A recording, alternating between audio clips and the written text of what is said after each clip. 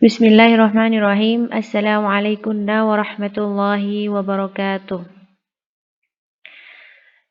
Alhamdulillahi wa kafa wassalatu wassalamu ala nabil mujtaba wa ala alihi wa ashabihi ahli sidqi wal wafa ma ba'd. Kaifa halukunna ya banati? Sabahul khair. La'allakunna fi khairin wa afiyah. Tayyib. إن شاء الله اليوم نستمر درسنا في مادة العقيدة، ولكن قبل ذلك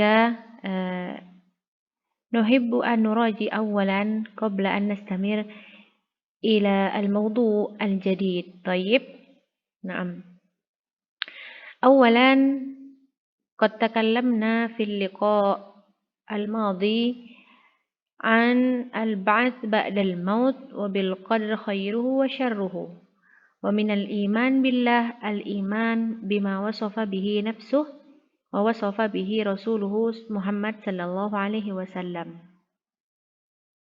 أما الموضوع عن البعث بعد الموت والإيمان بالقدر فسيأتي إن شاء الله لاحقا. وإما الإيمان بالله الإيمان بما وصف به نفسه، هنا قد تكلمنا أن من جاهد صفات الله سبحانه وتعالى فليس بمؤمن. قال تعالى وهم يكفرون بالرحمن.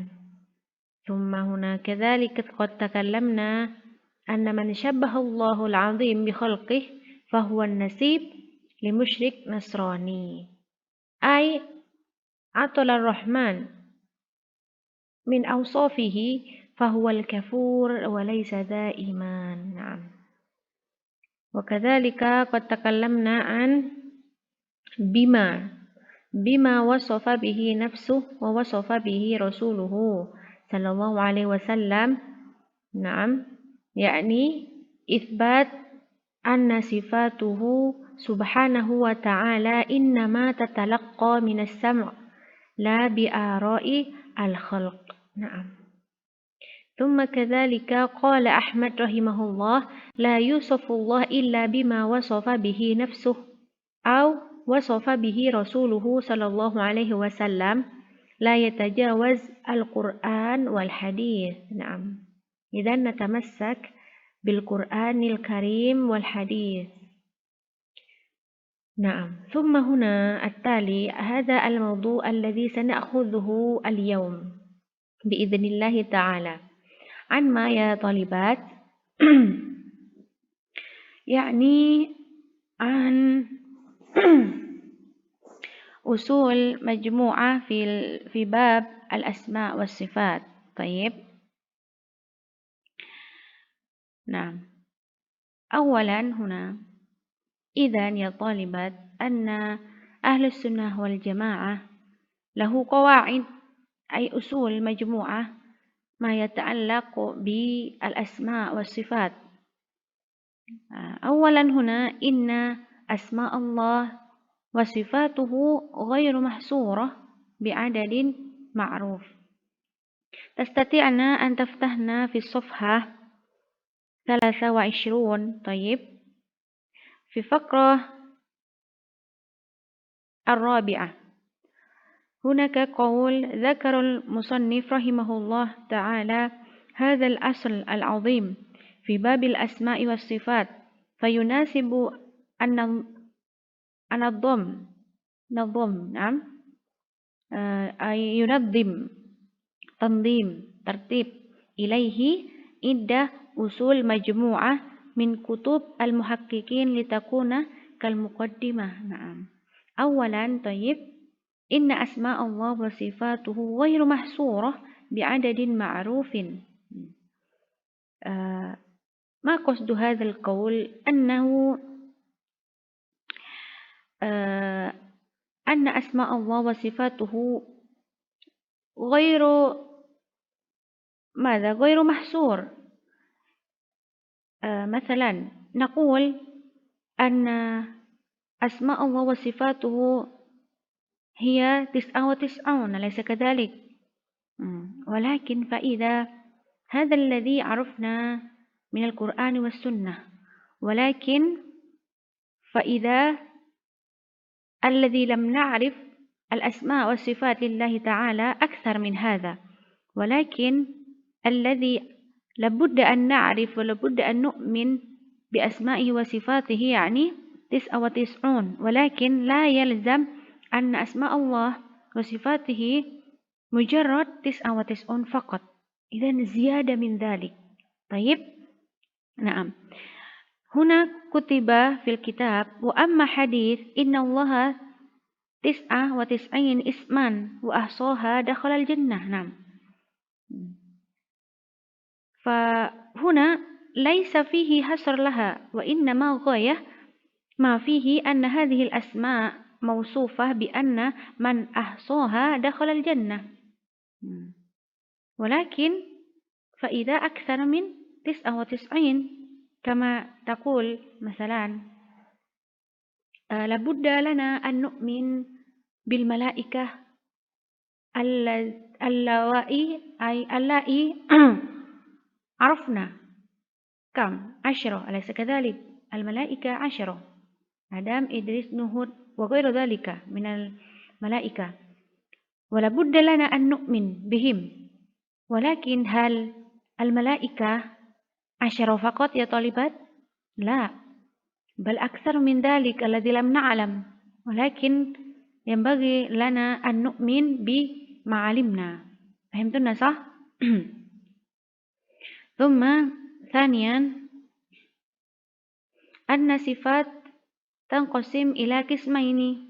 نعم. أولا صفات ذاتية، والثانيا صفات فعلية. ما قصد هنا صفات ذاتية يا طالبات؟ يعني أن صفات الله كالغني والقدرة، وكذلك في الكتاب هناك ذكر والعلو والرحمة. هذه الأسماء والصفات التي تكون ملازمة لذات الخالق، أي أنه متصف بها وأزلا وأبدا هكذا. إذن هذا صفات الله الذاتي، أنه غني، أنه قدير هكذا، أنه رحيم وهو أرحم الراحمين. وإنما صفات فعلية كالاستواء والمجيء هنا يعني التي تتعلق بمشيئته فيفعله الله تبعا لحكمته سبحانه وتعالى. إذن أما استواء والمجيء هذا تتعلق بمشيئة الله، وأما صفات ذاتية فإن هذه الأسماء ملازمة لذات الخالق، فهو الغني فهو القدير. أما صفات فعلية هنا تتعلق بمشيئة الله. طيب، مثلا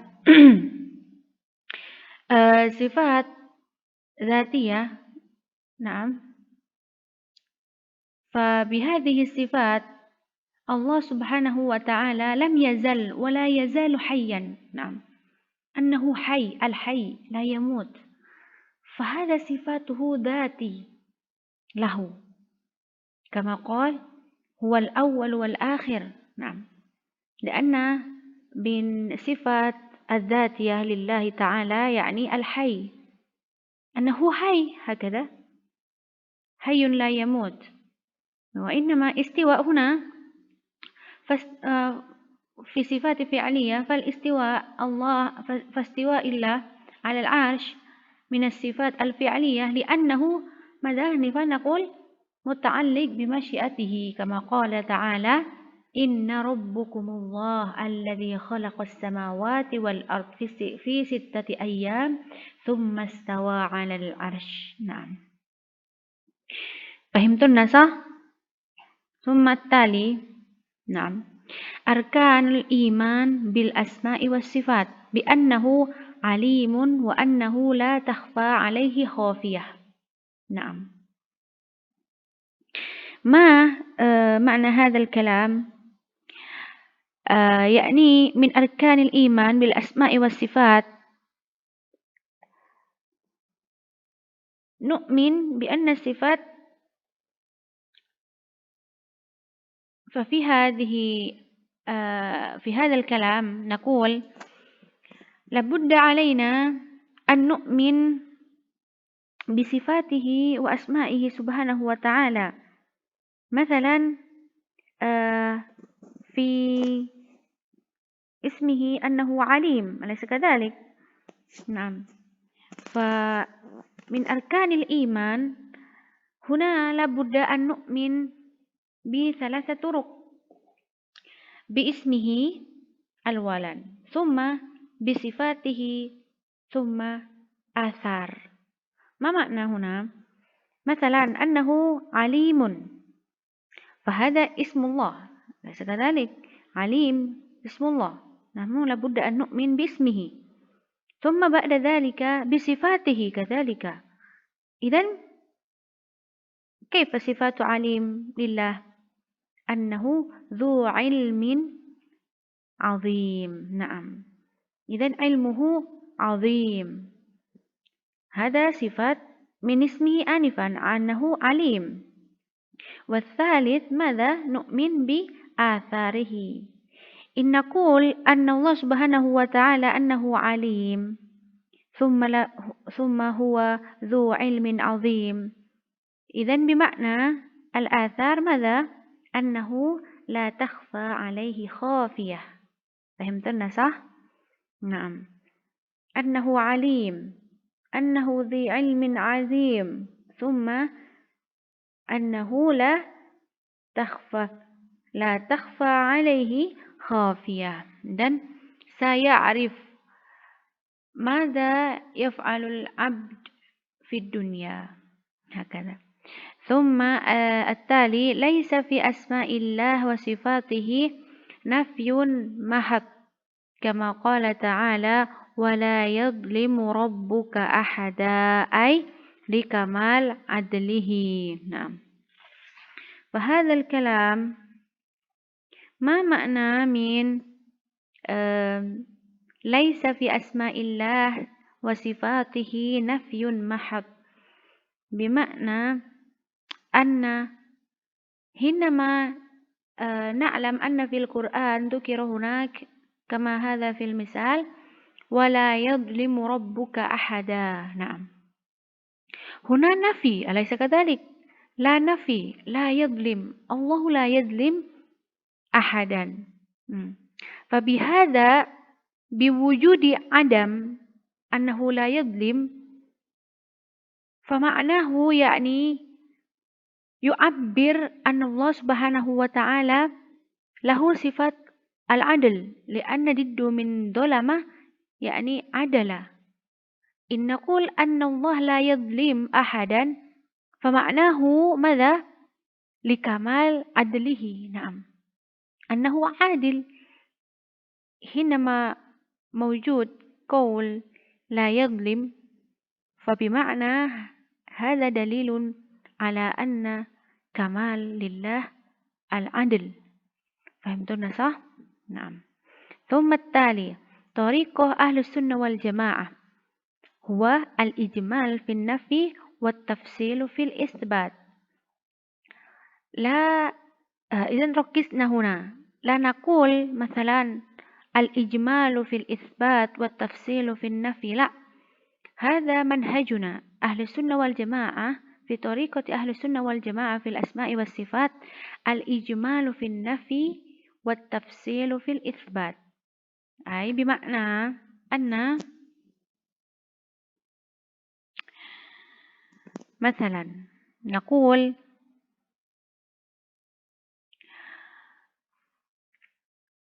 ليس كمثله شيء، هذا النفي، هذا الإجمال في النفي. نعم، الإجمال في النفي، المثال ليس كمثله شيء. نعم، إذا مجمل، خلاص انتهى الكلام، ليس كمثله شيء، لا نسأل. نعم. أما التفصيل في الإثبات ولا يظلم ربك أحدا، بمعنى هنا لإثبات كمال عدله. وكذلك لا تأخذه سنة ولا نوم، أي بمعنى لكمال حياته، أنه حي، أنه لا يموت. نعم، هذا مثال من الإجمال في النفي والتفصيل في الإثبات. والتالي أسماء الله سبحانه وتعالى وصفاته هي بالنظر إلى الذات من قبيل المترادف، وبالنظر إلى الصفات من قبيل المتباين. هنا لابد أن نفهم في كلمة بالنظر إلى الذات من قبيل مترادف. Dan asma Allah subhanahu wa ta'ala hiya bin nazar ila dzat min qabil mutaradif. Huna misal qul ud'u Allah aw ud'u Rahman ayyaman tad'u falahul asmaul husna. Nah, huna fahadha bima'na madha? Fahiya bihadzal i'tibar mutaradif. Aina ay araftun mutaradif sahih? Naqul anifan qul ud'u Allah أو ادعوا الرحمن. إذن الله والرحمن هنا مترادف. نعم، الله اسمه الله، والرحمن أنه رحمن اسمه وصفاته، هنا مترادف. ندعو باسمه الله أي باسمه رحمن سواء، لأن هنا في هذه الآية مترادف. نعم، إذن أياما تدعون فله الأسماء الحسنى. نعم. ثم وبالنظر إلى الصفات من قبيل متباين، المثال هنا نعم وأما بالنظر إلى معنى كل اسم وما يدل عليه من الصفات فهي غير مترادف. مثلا ماذا هنا في كتاب وهو السميع البصير مثلا. نعم، بمعنى هنا السميع له معنى والبصير له معنى، إذن غير مترادف. فهمتم صح؟ مثلا في الآية ذكر عن الملك وعن الحكيم وعن المجيد، فلكل له معنى، الملك له معنى، الحكيم له معنى، والمجيد له معنى. نعم، إلى غير ذلك من الأسماء الحسنى.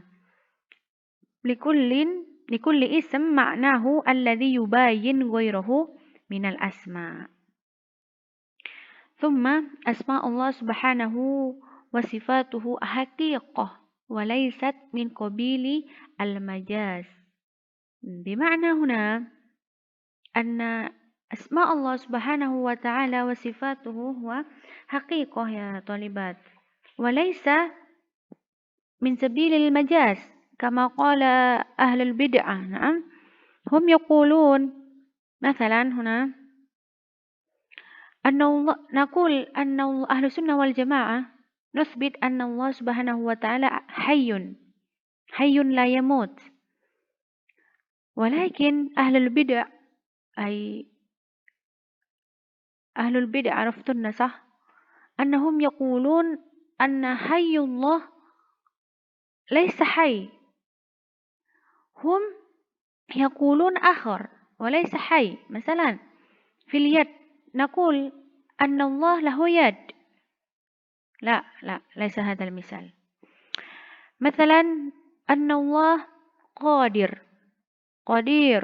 أنه قدير، ولكن قال أهل البدع أنه ليس قدير حقيقة، وإنما من سبيل المجاز. ولكن يا طالبات هنا أهل السنة والجماعة في منهج السلف أننا نقول أسماء الله سبحانه وتعالى وصفاته هي حقيقة. إذن حينما نقول أن الله عليم فالله عليم ولا معنى آخر، هكذا. ثم التالي أسماؤه سبحانه وتعالى تنقسم إلى قسمين. في الكتاب في الصفحة 26. لا في 24. نعم في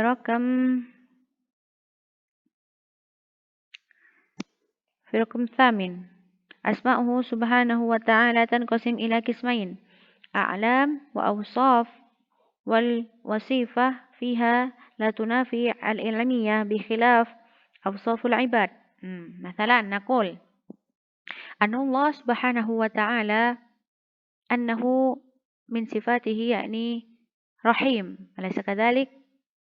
فباسمه أن الله حقا هو أرحم الراحمين، صح؟ بل هو يرحم عبده أكثر من رحمة والدين. ولكن إن نقول أن هناك مخلوق أي شخص اسمه رحيم مثلا، هل هو من الراحمين؟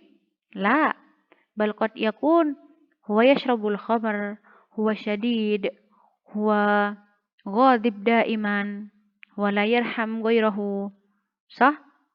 ولكن أما صفات من صفات الله هو الرحيم، فيدل على أن الله أرحم الراحمين. هو أعطنا الرزق، أعطنا فرصة لأن نعبد الله، هذا من رحمة الله سبحانه وتعالى. نعم. ثم هنا أعلام وأوصاف، صح؟ ثم التالي نستمر لحظة. هنا لاسم من أسمائه 3 دلالات. نعم. على الذات، على الاسم، على الصفات. ولكن هنا الصحيح في الكتاب يا طالبات في الصفحة 24. فالأول هو بالطباقة، بالمطابقة. نعم بالمطابقة. والثاني بالتضمن. والثالث بالالتزام، وليس على الذات وليس على الاسم وليس على الصفات، وإنما بالمطابقة وبالتضمن وبالالتزام. نعم. مثلا اسمه الخالق، أليس كذلك؟ نعم. فيدل على ذات الله وعلى صفات الخلق، هذا بالمطابقة. إذن اسمه الخالق يدل على ذات الله وعلى صفات الخلق. والثاني هذا بمعنى المطابقة. طيب. وإنما بالتضمن يدل على الذات وحدها وعلى صفات الخلق وحدها، هذا بالتضمن. إذن يفرق.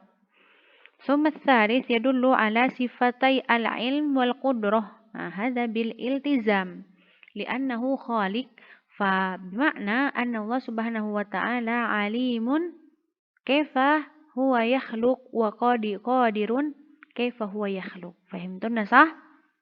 نعم. والأخير هنا إن كانت الصفة منقسمة إلى كمال ونقص لم تدخل بمطلقها في أسمائه سبحانه. نعم. Dan ماذا؟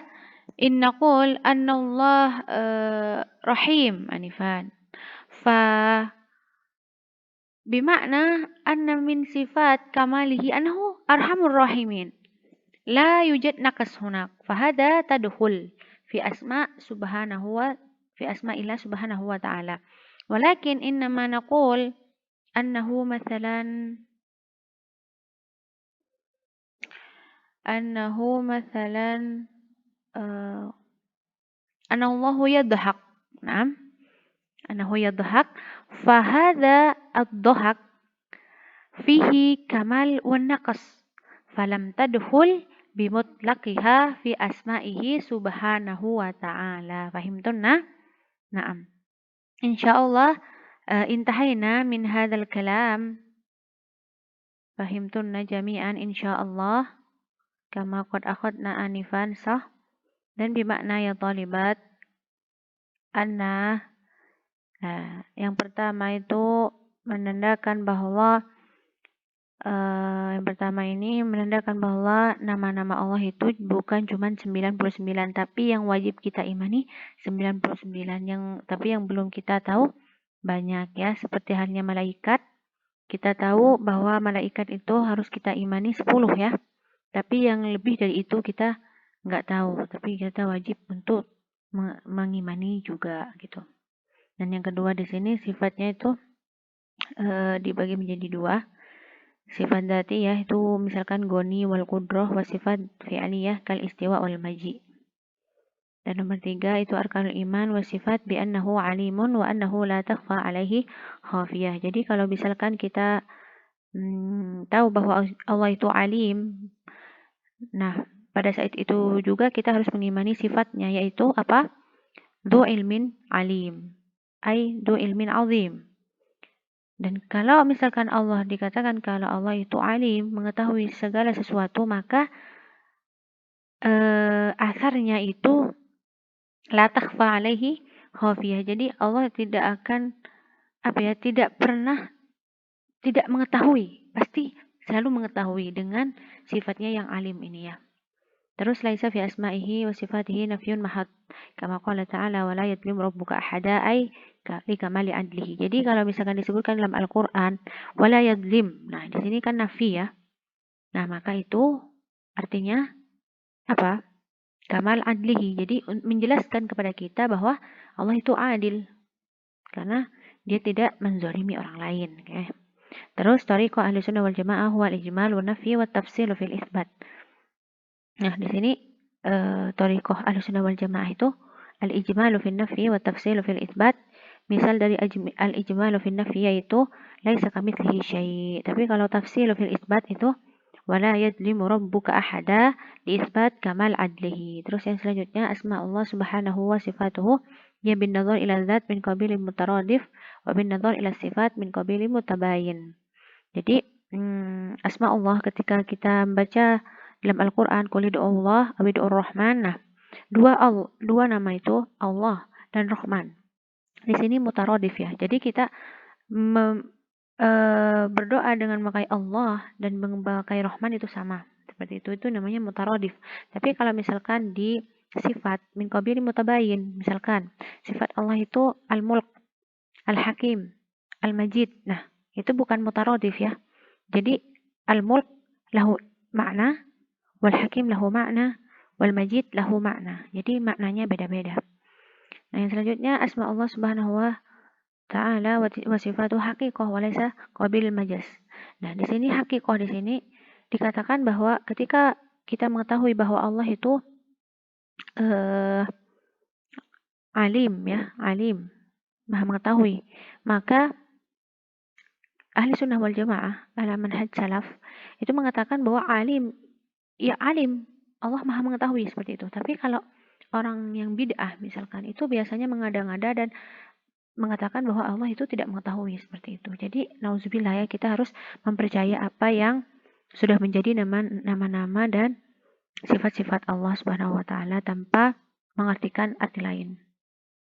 Nah, selanjutnya asma'u subhanahu wa ta'ala tanqasim ila qismain. Yang pertama a'lam wa awsaf. Misal di sini itu apa tadi? Ketika kita tahu bahwa nama Allah itu Rahim. Nah, pasti berarti sifatnya Rahim, namanya Rahim, dan kita mengetahui bahwa Allah memang sangat kasih sayangnya luas, rahmatnya luas. Bagaimana tidak? Kita diberi kesempatan untuk beribadah, diberi kesempatan untuk lahir di muka bumi ini untuk beribadah, untuk bertakwa. Nah, itu bermakna itu dari rahmatnya Allah, ya kan? Karena dari nama dan sifatnya itu Rahim. Tapi ketika kita melihat seseorang namanya Rahim, apakah namanya Rahim ini akan membuat dia taat kepada Allah karena namanya? Enggak. Bahkan ada yang namanya Rahim mungkin dipenjara berulang kali, minum khamr, tidak sholat ya. Jadi namanya itu tidak menjadi dalil atau tidak menjadi bukti kalau orang ini memang Rahim gitu. Tapi kalau Allah dengan namanya Rohim, maka sifatnya juga ngikut. Sifat Allah itu sangat memberi rahmatnya luas kepada kita, kepada hambanya ya. Dan selanjutnya ism asma salah dalalat. Jadi di sini ya, ini yang tiga-tiganya ini jangan patokan dengan ala zat wa ala ism wa ala sifat, tapi lihat di safhah 24 di situ nomor 9 ya, tasian. Di situ ada bil mutabaqah, bit tadammun, wa bil itizam. Itu yang 3. Nah, misalnya di sini al-khaliq kan tadi.